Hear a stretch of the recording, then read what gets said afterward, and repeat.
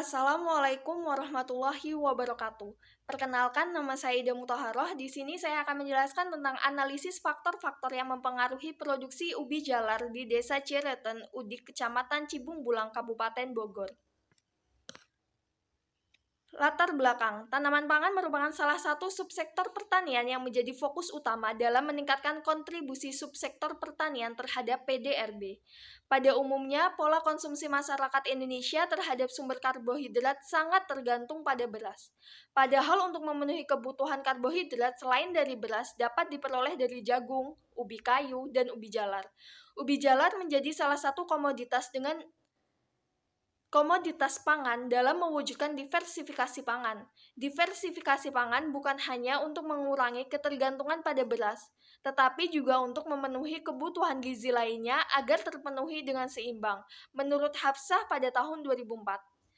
Selain untuk memenuhi kebutuhan karbohidrat, ubi jalar juga memiliki berbagai kandungan nutrisi lainnya. Dibandingkan dengan komoditas jagung, komoditas ubi jalar masih lebih baik untuk menggantikan beras, karena kandungan nutrisi yang dikandung oleh ubi jalar masih lebih banyak jika dibandingkan dengan jagung. Selain itu, ubi jalar memiliki kandungan nutrisi yang juga dimiliki oleh beras, sehingga ubi jalar bisa menjadi komoditas substitusi dari komoditas beras. Berikut tabel luas panen, produktivitas, dan produksi ubi jalar pada sentra produksi ubi jalar tahun 2013. Di Indonesia, sentra produksi ubi jalar terbesar nasional pada tahun 2013 adalah Jawa Barat.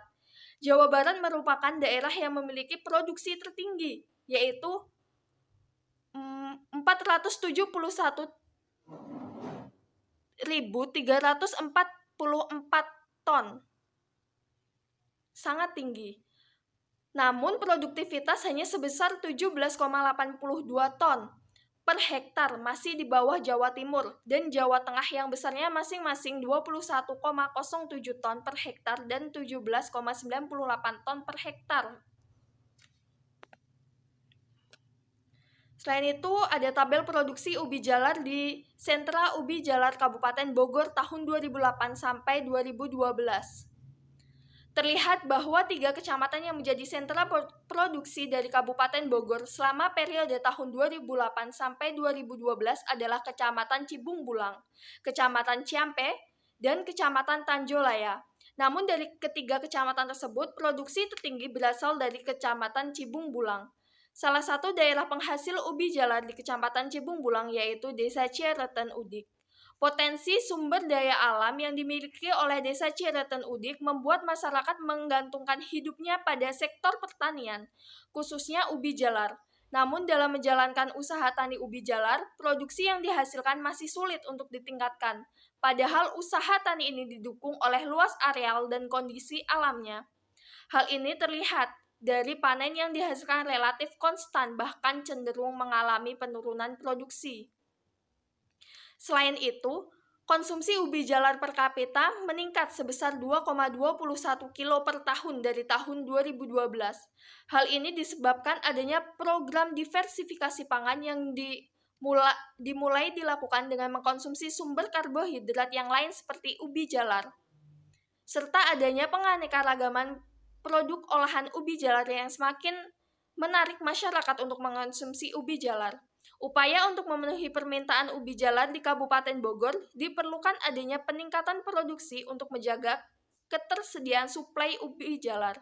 Salah satu caranya adalah mendorong peningkatan produksi dalam budidaya ubi jalar di Kabupaten Bogor. Tujuan yaitu menganalisis faktor-faktor yang mempengaruhi produksi usaha tani ubi jalar di Desa Cireten Udik, Kecamatan Cibung Bulang, Kabupaten Bogor. Tinjauan pustaka. Yang pertama yaitu faktor-faktor yang mempengaruhi produksi dan efisiensi usaha tani. Luas lahan merupakan faktor utama yang dapat mempengaruhi hasil usaha tani. Luas lahan pertanian dan jumlah produksi dipengaruhi oleh perubahan harga pada suatu komoditi, sehingga dapat disimpulkan bahwa jumlah produksi dipengaruhi oleh luas lahan menurut Nur dan Agus pada tahun 2007. 2.2 yaitu teori produksi dan fungsi produksi. Fungsi produksi terdiri dari hasil produksi dan faktor-faktor produksi. Sedangkan faktor-faktor produksi merupakan korbanan untuk menghasilkan barang atau jasa yang dikelola sehingga memengaruhi hasil produksi. Menurut Sukartawi pada tahun 2003. 2.3 Fungsi produksi Cobb-Douglas. Fungsi produksi Cobb-Douglas adalah suatu fungsi atau persamaan yang melibatkan dua atau lebih variabel, di mana variabel satu disebut variabel dependent yaitu Y, dan yang lain disebut variabel independent atau X. Penyelesaian hubungan antara X dan Y adalah biasanya dengan cara regresi, di mana variasi dari Y akan dipengaruhi variasi dari X.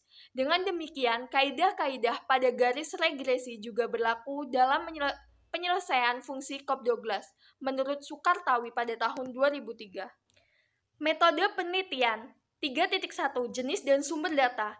Jenis data yang digunakan adalah data cross-section tahun 2014, berlokasi di Desa Cireten Udik, Kecamatan Cibung Bulang, Kabupaten Bogor dengan responden sebanyak 35 petani ubi jalar. Sumber data diperoleh dari data sekunder dari penelitian analisis efisiensi usaha tani ubi jalar di Desa Cireten Udik, Kecamatan Cibung Bulang, Kabupaten Bogor, Entin Febriana 2014. 3.2 Metode analisis data. Data yang diperoleh dari penelitian dianalisis secara kuantitatif. Pengolahan data dilakukan dengan menggunakan program EFUSE 10. Metode analisis yang digunakan adalah regresi linear berganda dan fungsi produksi Cobb-Douglas. Analisis fungsi produksi. Analisis fungsi produksi menggunakan model fungsi Cobb-Douglas dengan metode ordinary least square. Persamaan fungsi produksi usaha tani ubi jalar adalah sebagai berikut. Y sama dengan beta 0 X1 pangkat beta 1 X2 pangkat beta 2 X3 pangkat beta 3 dan sampai X4. Jika diubah ke dalam bentuk linear, maka persamaan fungsi produksi usaha tani ubi jalar menjadi len Y sama dengan len beta 0 plus beta 1 len X1 plus beta 2 len X2 plus beta 3 len X3 plus beta 4 len X4 plus len galat. Di mana X1 merupakan lahan, X2 pupuk urea, X3 pupuk TSP, X4 merupakan tenaga kerja. Metode pengujian hipotesis. Metode pengujian hipotesis terdiri dari uji statistik dan uji ekonometrika. Uji statistik menurut Juanda pada tahun 2009, pengujian model secara statistik terdiri dari koefisien determinasi atau R-square, uji F, dan uji T. Sedangkan uji ekonometrika menurut Juanda pada tahun 2009, pengujian model secara ekonometrika terdiri dari uji normalitas, uji multikolinearitas, uji autokorelasi, dan uji heteroskedastisitas. Namun pada data yang sekarang ini tidak dilakukan uji autokorelasi karena data yang digunakan dalam penelitian ini merupakan data cross-section. Ikut pengolahan data faktor-faktor yang mempengaruhi produksi ubi jalar menggunakan EFUSE 10. Pertama, create a new EFUSE work file.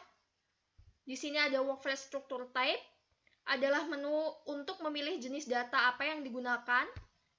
Ada unstructured atau NDAT untuk data cross-section, data regular frequency untuk data time series, dan balance panel untuk data panel.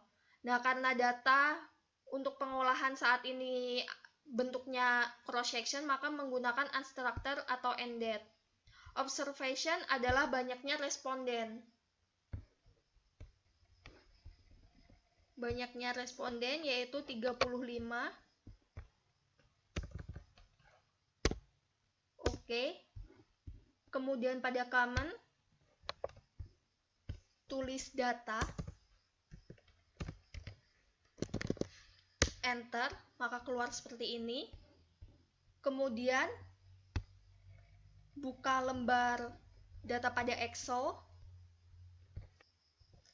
Karena penyelesaian fungsi Cobb-Douglas harus diubah bentuk fungsinya menjadi fungsi linear, maka ada persyaratan yang harus dipenuhi sebelum menggunakan persamaan tersebut. yaitu tidak ada nilai pengamatan yang bernilai 0, sebab logaritma dari 0 adalah suatu bilangan yang besarnya tidak diketahui. Maka dilihat dulu data mentahnya, apakah ada yang 0. Kalau tidak ada, bisa lanjut ke proses selanjutnya. Kemudian lenkan semua data.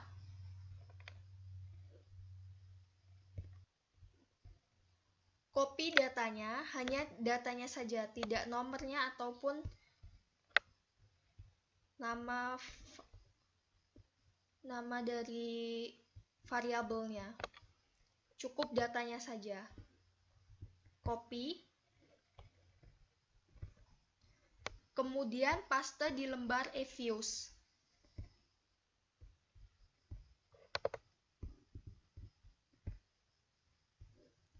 Kemudian minimize. Klik kanan pada seri 1, rename. Ganti namanya menjadi Y. Sesuaikan dengan nama di Excel-nya. X1 ser 03 X2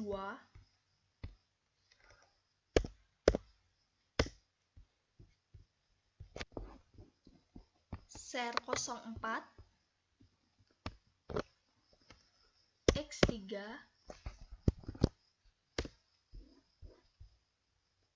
ser 05 menjadi X4.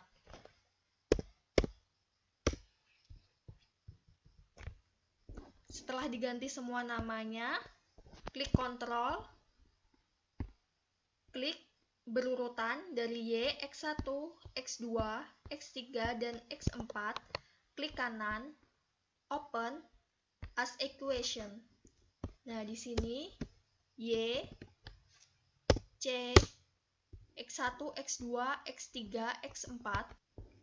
Kemudian pada pilihan metode, di sini banyak pilihan. Nah, pilih LS. Artinya memilih menggunakan metode OLS karena regresi linier berganda masih merupakan persamaan tunggal. Kemudian OK. Maka keluar hasil regresi. Di sini terdapat koefisien beta 1, beta 0, beta 1, beta 2, beta 3, beta 4. Ada probabilitasnya juga. R square, adjust R square. Untuk mengetahui uji normalitasnya, maka pilih view, kemudian residual diagnostic, histogram, normality test. Maka keluar hasil uji normalitasnya. Ada Jacobi probability-nya yaitu 0,699 atau lebih dari 0,05, maka tidak terjadi masalah normalitas. Selanjutnya, uji heteroskedastisitas, view, residual diagnostic, heteroskedastisitas test. Nah, di sini test type-nya banyak, ada Brace-Pagan-Godfrey, Hervey, Gletser, Art, dan lain-lain. Nah, heteroskedastisitas terjadi pada saat residual dan nilai prediksi memiliki korelasi atau pola hubungan. Pola hubungan ini tidak hanya sebatas hubungan yang linear, tetapi dalam pola yang berbeda juga dimungkinkan. Oleh karena itu, ada beberapa metode uji heteroskedastisitas yang dimiliki oleh eViews. Idealnya, semua metode uji heteroskedastisitas dicoba sehingga kita yakin bahwa tidak terjadi heteroskedastisitas dalam model regresi linear kita. Yang pertama kita coba Brace-Pagan. Di sini chi-square-nya 0,3751 atau lebih dari nilai alfa sebesar 0,05. Maka tidak terjadi heteroskedastisitas. Kita coba yang lain, heteroskedastisitas menggunakan white. Oke. Lebih dari 0,05. menggunakan Gletser, lebih dari 0,05, maka tidak terjadi heteroskedastisitas. Untuk uji multikolinearitas, pilih view, pilih koefisien diagnostis, varian inflation factor. Nah, di sini VIF-nya nilainya kurang dari 10, maka tidak terjadi multikolinearitas. Hasil dan pembahasan. Analisis faktor-faktor yang mempengaruhi produksi ubi jalar. Variabel bebas yang digunakan dalam fungsi produksi ini adalah luas lahan, pupuk urea, pupuk TSP, dan tenaga kerja. Hasil pendugaan fungsi produksi usaha tani ubi jalar. Terlihat bahwa hasil pendugaan dari model Cobb-Douglas diperoleh koefisien determinan atau R-square sebesar 95,3%. Artinya, keragaman produksi usaha tani ubi jalar dapat dijelaskan oleh variabel-variabel independen sebesar 95,3%. Sedangkan sisanya 4,7% dijelaskan oleh variabel-variabel lain yang tidak terdapat dalam persamaan. Model fungsi produksi tersebut juga menduga semua variabel bebas yang digunakan dalam input produksi terhadap hasil produksi dengan menggunakan uji F. Hasil pendugaan fungsi produksi usaha tani ubi jalar diketahui bahwa p-value untuk uji statistik F yaitu 0,000 yang lebih kecil dari taraf alfa 0,05. Artinya, seluruh variabel independen secara bersama-sama mampu menjelaskan produksi ubi jalar pada selang kepercayaan 95%. Selanjutnya, untuk menganalisis pengaruh nyata masing-masing variabel bebas yang digunakan secara terpisah terhadap variabel tidak bebas adalah dengan menggunakan uji T. Hasil pendugaan fungsi produksi usaha tani ubi jalar pada tabel 4 tersebut diketahui bahwa variabel bebas yang berpengaruh nyata pada tingkat kepercayaan 95% adalah variabel lahan, pupuk urea, dan tenaga kerja. Sedangkan pada pupuk TSP tidak, yaitu pada X3 dengan nilai probabilitas sebesar 0,8802. Artinya, variabel tersebut berpengaruh nyata terhadap produksi usaha tani ubi jalar, yaitu luas lahan, pupuk urea, dan tenaga kerja. Sedangkan variabel yang tidak berpengaruh nyata pada tingkat kepercayaan 95% yaitu pupuk TSP. Artinya, variabel tersebut tidak berpengaruh nyata terhadap produksi usaha tani ubi jalar. Menurut Gujarati, pada tahun 2003, suatu fungsi harus memenuhi kriteria ekonometrika, yaitu pemeriksaan terhadap asumsi OLS dengan melihat masalah normalitas, multikolinearitas, dan heteroskedastisitas. Fungsi produksi usaha tani ubi jalar memiliki nilai probabilitas sebesar 0,699 dengan menggunakan metode Jarque-Bera. Nilai probabilitas tersebut lebih besar dari taraf alfa yaitu 0,05. Artinya tidak terdapat masalah normalitas atau residual terdistribusi normal dalam fungsi produksi usaha tani ubi jalar.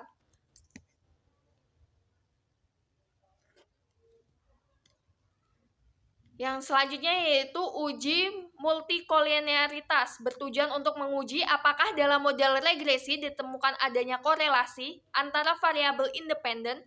Model yang baik seharusnya tidak terjadi korelasi antara yang tinggi di antara variabel bebas. Nah, pada tabel yang kelima ini menunjukkan bahwa semua variabel independen pada fungsi produksi usaha tani ubi jalar memiliki nilai VIF yang lebih kecil dari 10, yaitu 3,7 sampai dengan 8,1. Artinya dalam fungsi produksi usaha tani ubi jalar tidak terdapat masalah multikolinearitas. Yang selanjutnya yaitu heteroskedastisitas.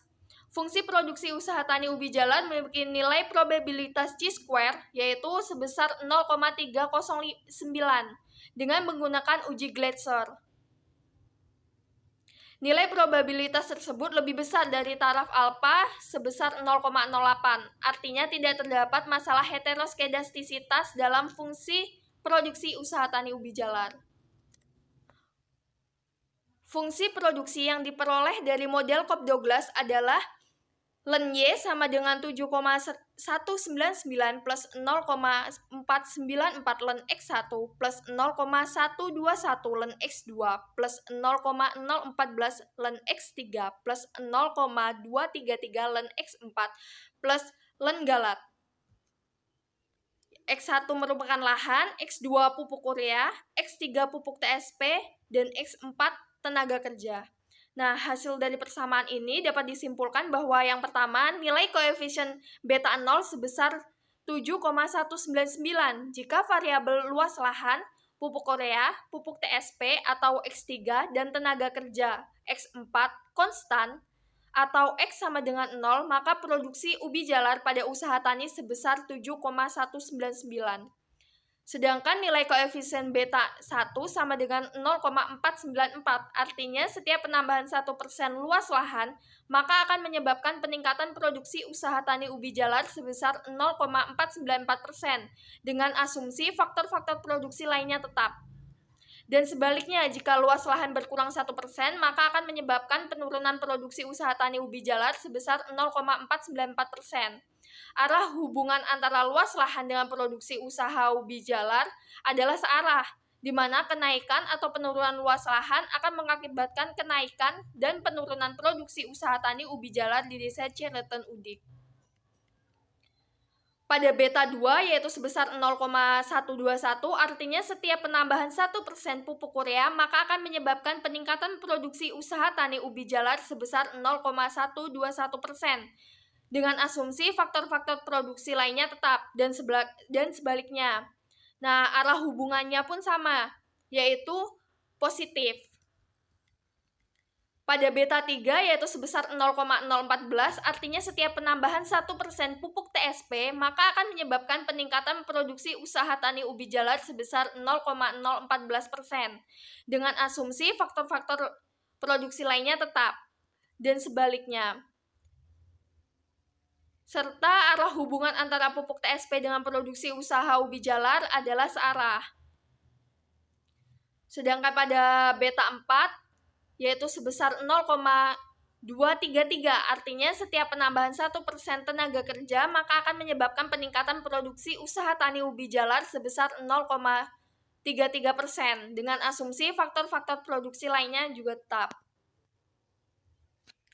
Kesimpulan, berdasarkan analisis data yang dilakukan dan pembahasan yang telah dikemukakan, maka diperoleh kesimpulan yaitu faktor-faktor produksi ubi jalar yang berpengaruh positif dan signifikan adalah lahan, pupuk urea, dan tenaga kerja, sedangkan faktor produksi yang berpengaruh positif namun tidak signifikan pada produksi ubi jalar adalah pupuk TSP. Demikianlah tadi presentasi dari saya. Apabila ada kesalahan saya mohon maaf. Saya akhiri. Wabillahi taufiq wal hidayah. Wassalamualaikum warahmatullahi wabarakatuh.